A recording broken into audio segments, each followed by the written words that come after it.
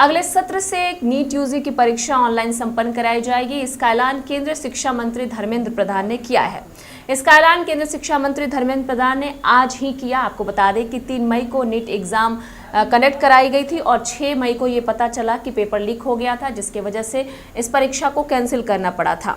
धर्मेंद्र प्रधान ने ऐलान करते हुए ये कहा है कि हम कभी भी ये नहीं चाहते थे कि किसी भी गलत कैंडिडेट का सिलेक्शन हो और इसी को आधार बनाते हुए हमने परीक्षा को रद्द करने की बात भी कही थी और बड़ी जिम्मेदारी से हमने परीक्षा को रद्द भी कराया था।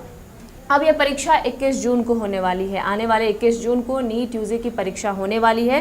7 मई को यह पता चला था कि परीक्षा में गड़बड़ी हो गई थी। 3 मई को यह परीक्षा कई सारे देश के सेंटर्स पर आयोजित किया गया था।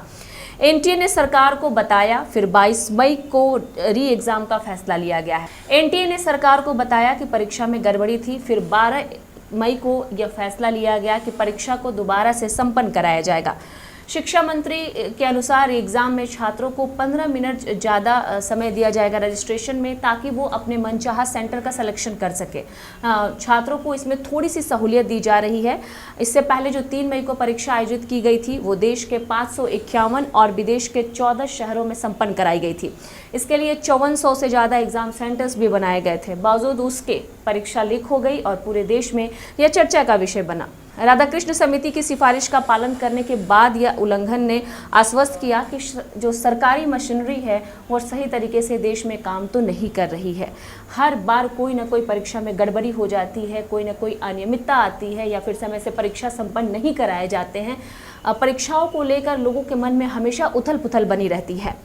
हम इस बार काम कर रहे हैं, ऐसा उन्होंने कहा है केंद्रीय शिक्षा मंत्री ने, और इस बार किसी प्रकार की कोई गड़बड़ी नहीं होगी।